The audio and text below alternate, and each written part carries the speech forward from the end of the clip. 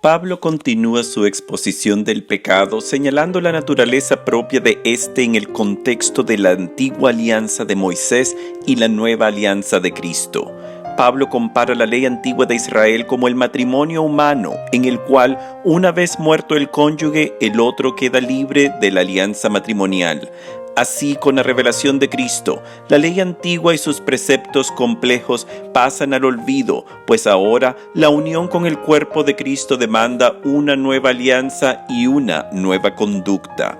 Sin embargo, en cuanto Pablo condena a la práctica de las tradiciones judías basadas en la ley mosaica, él recuerda la importancia de esta como la guía que revela los efectos del pecado.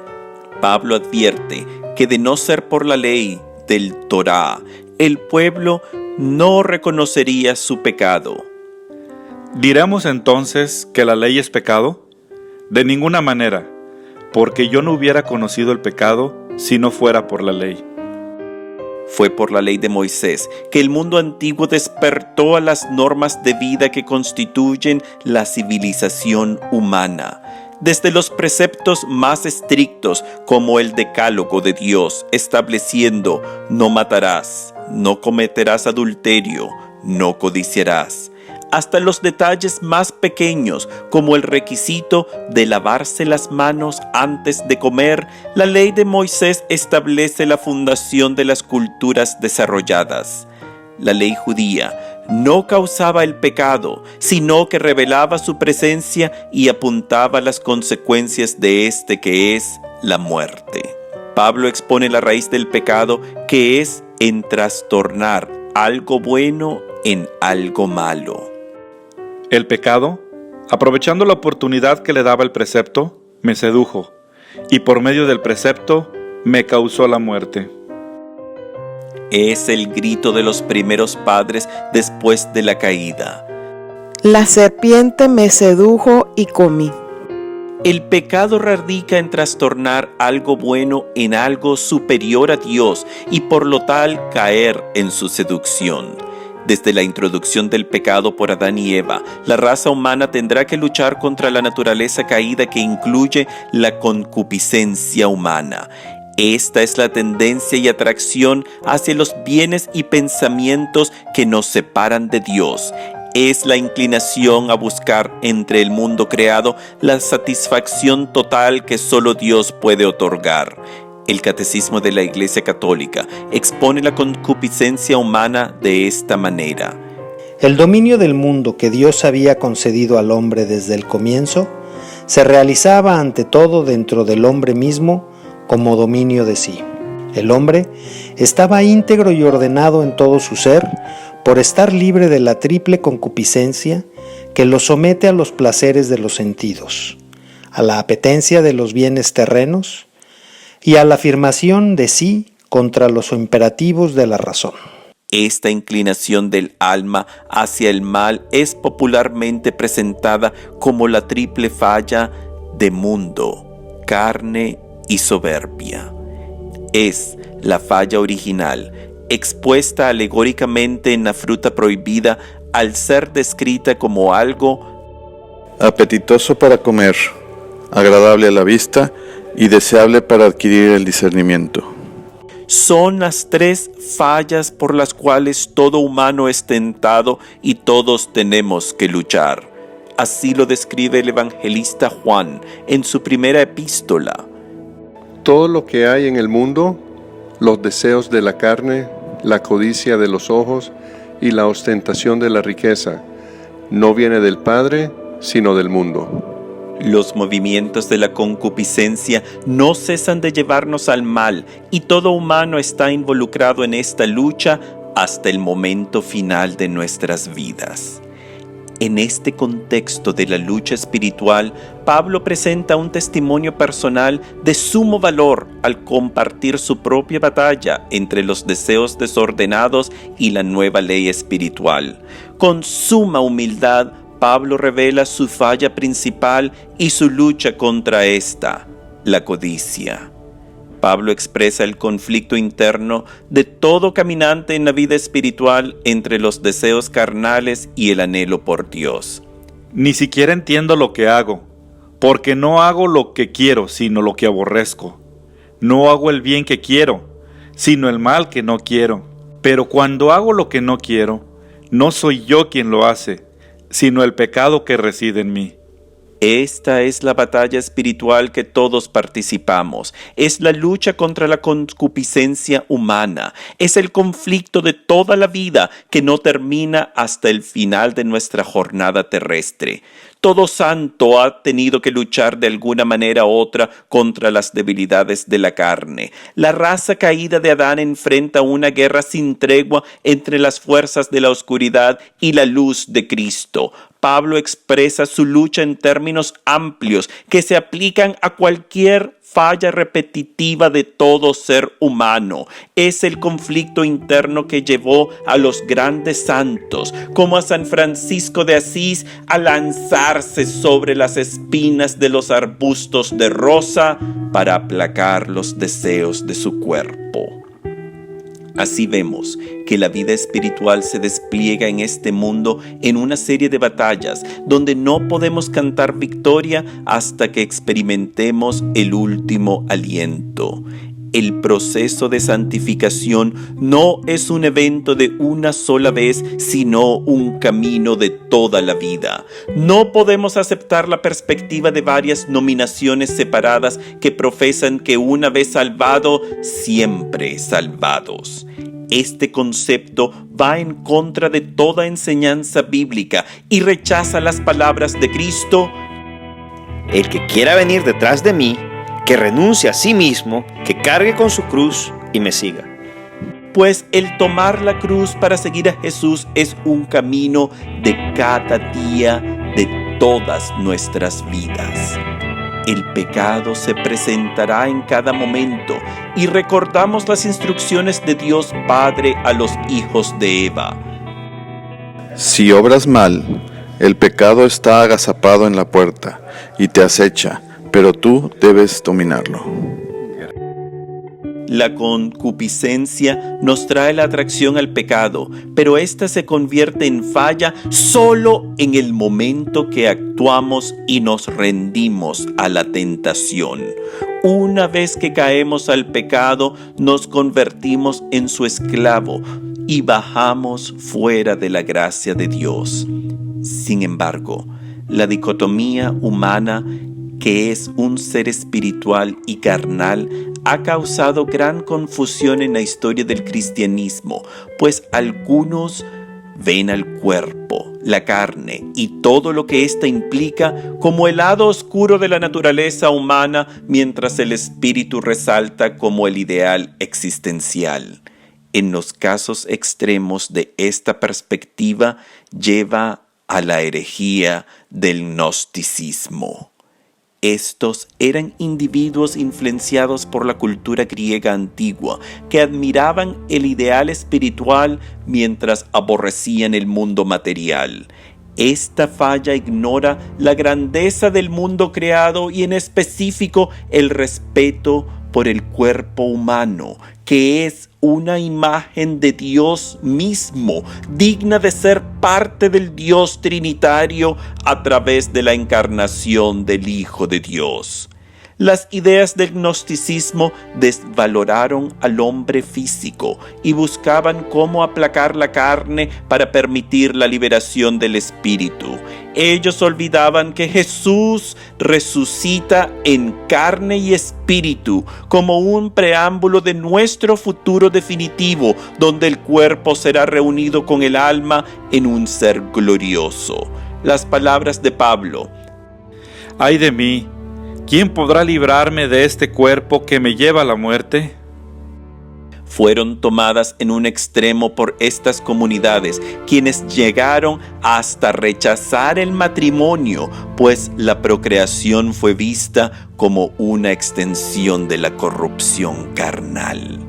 Aunque las sectas gnósticas son ahora parte de la historia, su influencia continúa entre ciertos cristianos, quienes desvaloran el mundo material y le atribuyen cualidades negativas al cosmos de Dios y en particular al cuerpo humano, olvidando el proceso de creación que narra Génesis, donde después de cada día el autor menciona que lo creado era bueno. Pablo presenta el remedio contra este conflicto interno de cada ser mortal: el Espíritu de Dios. Así como nadie puede ganarse la salvación por sus propios méritos, nadie puede vencer la lucha espiritual sin la ayuda de Dios. Este fue el error de los primeros padres, que una vez enfrentados con la tentación del demonio, en vez de invocar el nombre de Dios e implorar su ayuda y protección, ellos entran en un diálogo con el demonio hasta caer en la seducción de la fruta prohibida.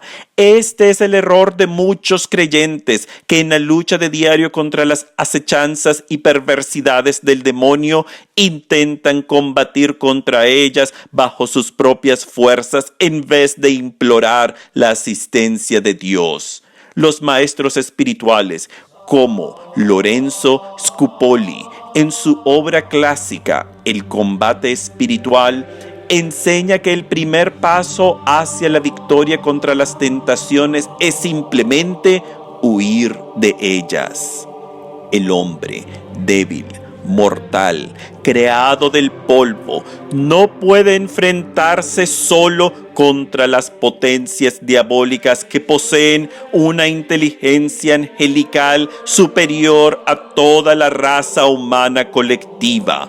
Por lo tal, debemos huir del mal e implorar a nuestro Padre bajo las palabras que Cristo mismo nos ha enseñado: no nos dejes caer en tentación y libéranos del mal. Pues Jesús mismo nos advierte: el espíritu está dispuesto, pero la carne es débil. Sin embargo, estamos llamados a participar de este combate sobrenatural también y domar nuestra concupiscencia. Pablo señala: Si ustedes viven según la carne, morirán. Al contrario, si hacen morir las obras de la carne por medio del Espíritu, entonces vivirán. Este es el llamado a la mortificación personal, por la cual nos hacemos partícipes de la milicia celestial en la lucha contra el mal. Es lo que Cristo nos enseña en su Sermón de la Montaña, cuando expone la falla humana, pero luego propone 3 acciones directas para contrarrestar la debilidad humana: la limosna, la oración y el ayuno.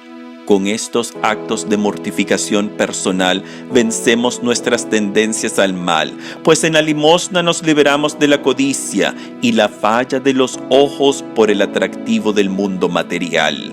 En la oración vencemos nuestro orgullo al reconocer a nuestro Creador como Dios supremo, y en el ayuno mortificamos el cuerpo para darnos las fuerzas de luchar contra las tentaciones de la carne. Estos actos, sin embargo, deben ser realizados como el entrenamiento para el combate, pues una vez expuestos ante la tentación vívidamente, el hombre débil solo puede acudir al amparo de Dios y suplicarle junto con las palabras de Cristo: Padre nuestro, libéranos del mal.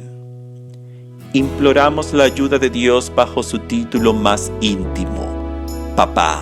Pues precisamente toda la teología del Nuevo Testamento apunta hacia este punto crucial: somos hijos de Dios. Pablo señala: Ustedes no han recibido un espíritu de esclavos para volver a caer en el temor, sino el espíritu de hijos adoptivos, que nos hace llamar a Dios Abba, es decir, Padre. El mismo Espíritu se une a nuestro espíritu para dar testimonio de que somos hijos de Dios. Y si somos hijos, también somos herederos, herederos de Dios y coherederos de Cristo, porque sufrimos con Él para ser glorificados con Él. Con nuestros actos de mortificación y con las penas de diario, nos unimos a los sufrimientos de Cristo y así también compartimos de su gloria. Es una enseñanza que la repite el primer Papa cuando escribe: Ya que Cristo sufrió en su carne, compenétrense también ustedes de esta convicción. El que ha sufrido en la carne ha roto con el pecado, porque el que sufre en la carne está libre del pecado. El Catecismo de la Iglesia Católica declara: el camino de la perfección pasa por la cruz. No hay santidad sin renuncia y sin combate espiritual. El progreso espiritual implica la ascesis y la mortificación que conducen gradualmente a vivir en paz y el gozo de las bienaventuranzas. Es precisamente el misterio de la incorporación de la raza humana dentro de la familia trinitaria el epicentro de la vida cristiana. Nos convertimos en hijos propios de Dios y por lo tal nuestra naturaleza misma es alterada con el sacramento bautismal, contrario a las creencias protestantes que sugieren que el hombre continúa siendo un artefacto descompuesto y el bautismo simplemente cubre su mugrez. La Iglesia verdadera señala que el bautismo transforma al individuo y lo convierte en un nuevo Adán, en un nuevo Cristo, en un nuevo Hijo de Dios. El Catecismo de la Iglesia Católica señala: la gracia es una participación en la vida de Dios. Nos introduce en la intimidad de la vida trinitaria. Por el bautismo, el cristiano participa de la gracia de Cristo, cabeza de su cuerpo. Como hijo adoptivo, puede ahora llamar Padre a Dios, en unión con el Hijo único. Recibe la vida del Espíritu que le infunde la caridad y que forma la Iglesia. Es por lo tal la insistencia de la Iglesia en cumplir el mandato final y magno de Cristo: Vayan entonces y hagan que todos los pueblos sean mis discípulos, bautizándolos en el nombre del Padre, y del Hijo, y del Espíritu Santo. Con el bautismo participamos de la naturaleza de Cristo y nos convertimos uno con Él. Contrario al pensamiento de Martín Lutero y los otros reformadores, somos transformados en hijos de Dios y no solo cubiertos como basura bajo la nieve. Pedro escribe en su epístola en referente al bautismo: A esta corresponde ahora el bautismo. Por él, ahora ustedes son salvados, el cual no consiste en la supresión de una mancha corporal, sino que es el compromiso con Dios de una conciencia pura por la resurrección de Jesucristo. Así Pedro puede declarar también: Ustedes, en cambio, son una raza elegida, un sacerdocio real, una nación santa. Participamos de la naturaleza propia del Hijo de Dios, quien es Rey, sacerdote y Dios. Es nada menos que el proceso de la divinización de la raza humana. Y así lo expresa el Catecismo de la Iglesia Católica diciendo: por el Espíritu Santo participamos de Dios. Por la participación del Espíritu, venimos a ser partícipes de la naturaleza divina. Por eso, aquellos en quienes habita el Espíritu están divinizados. Es por lo tal que las palabras de Dios Padre, que se escucharon sobre el Jordán hace 20 siglos durante el bautismo de Cristo, se aplican también a todo fiel quien ha cruzado las aguas bautismales. Este es mi Hijo muy querido. Entendiendo el proceso de salvación como el proceso de ser incorporados dentro de la familia trinitaria, nos ayuda también a adecuadamente colocar el papel de las obras dentro del plan salvífico. En las culturas antiguas, los hijos eran entrenados en el trabajo familiar, como Pablo fue entrenado en el negocio de su familia de fabricar tiendas de campaña. Y así Dios espera que nosotros colaboremos en el proceso de salvación, administrando los dones que nos ha otorgado para el bien de nuestros hermanos. Por lo tal, Las obras de misericordia no solo completan las expectativas paulinas en referente a la obediencia de la fe, sino que son las expectativas divinas de Dios Padre para sus hijos. Estamos llamados a ser los rostros de la misericordia, pues somos hijos del Dios de la misericordia. Nuestras buenas obras son el fruto de nuestra participación en la familia trinitaria. Una vez que somos incorporados dentro de la familia trinitaria a través de las aguas bautismales, el alma es incorporada dentro de Cristo mismo permanentemente. El Catecismo de la Iglesia Católica dice: Incorporado a Cristo por el bautismo, el bautizado es configurado con Cristo. El bautismo imprime en el cristiano un sello espiritual indeleble de su pertenencia a Cristo. Este sello no es borrado por ningún pecado, aunque el pecado impida al bautismo dar frutos de salvación. Dado una vez por todas, el bautismo no puede ser reiterado. Sin embargo, aun cuando nuestra afiliación a la unidad con Dios es irrevocable, puesto que el sacramento bautismal otorga una marca permanente en el alma, el hombre puede, por su propia selección, abandonar la familia de Dios y perderse. Como el hijo pródigo, quien abandonó el lecho de su padre, así el hombre puede perderse en cualquier momento durante su peregrinación terrestre. Este es un punto de discordia entre los católicos y las ramas separadas, quienes extienden las palabras de Pablo fuera de sus límites. Romanos 8 es usado por muchas ramas protestantes como prueba de que la salvación es un evento singular en la vida y la cual nunca puede perderse.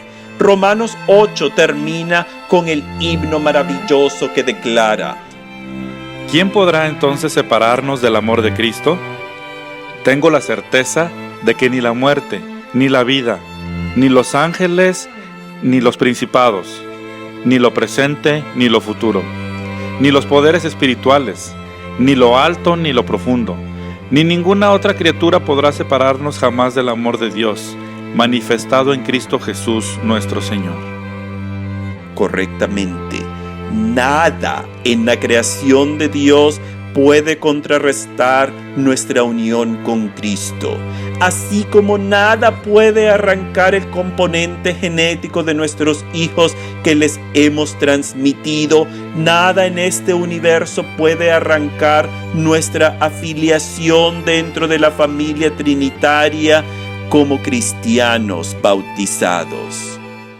Sin embargo, existe una cosa que puede romper nuestros lazos con nuestro Padre Dios: nosotros mismos. Explícitamente, el Nuevo Testamento advierte que podemos caer en el pecado mortal que nos separa de Dios y así perder nuestra salvación. La vida en Cristo es el estilo de vida que presenta Pablo bajo el título de la obediencia de la fe. Nuestras acciones pecaminosas son capaces de alejarnos de Dios hasta llegar a la muerte, pues en las palabras de Pablo, el salario del pecado es la muerte. Cristo mismo advirtió contra caer durante el camino hacia la perfección, cuando en su última cena dice: El que no permanece en mí es como el sarmiento que se tira y se seca. Después se recoge, se arroja al fuego y arde.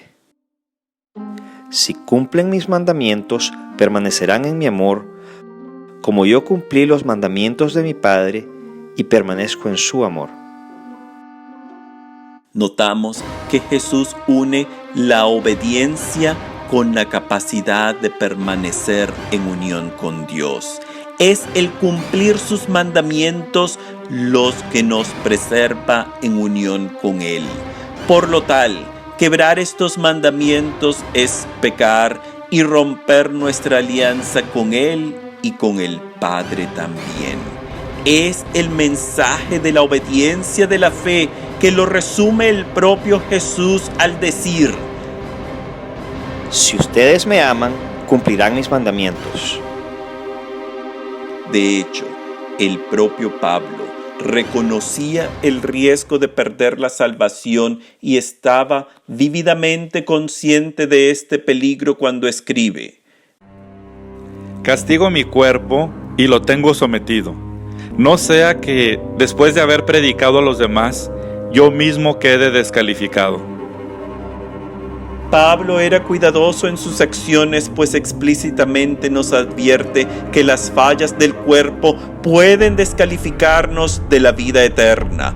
Por lo tal, la creencia que una vez salvado, siempre salvado, es contrario a las sagradas escrituras, contrario a las palabras de Pablo, contrario al mandato de Cristo de amarlo y cumplir sus mandamientos.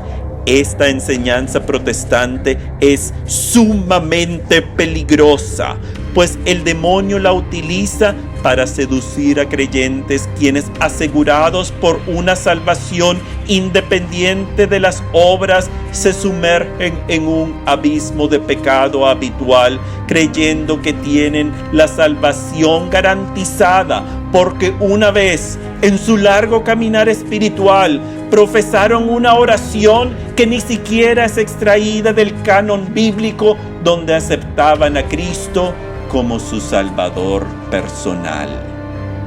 Al contrario, es la obediencia de la fe las que nos mantiene unidos con Cristo y preserva en el camino a la santidad, guiados por la gracia de Dios que nos imparte desde el momento bautismal. Pablo escribe: Considera tanto la bondad cuanto la severidad de Dios. Él es severo para los que cayeron y es bueno contigo, siempre y cuando seas fiel a su bondad. De lo contrario, también tú serás arrancado. En las propias palabras paulinas podemos perder la salvación y ser arrancados de la vid del Señor. Similarmente, la primera carta de Juan dice: Él nos concederá todo cuanto le pidamos, porque cumplimos sus mandamientos y hacemos lo que le agrada. El que cumple sus mandamientos permanece en Dios, y Dios permanece en él. No es suficiente solo creer en Él.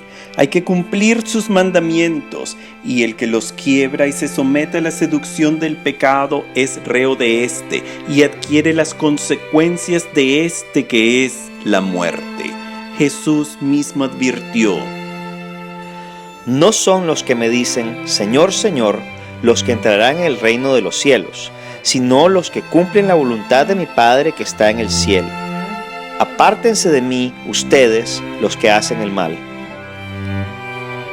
No basta solo conocer a Cristo, amarlo y aceptarlo en nuestro corazón.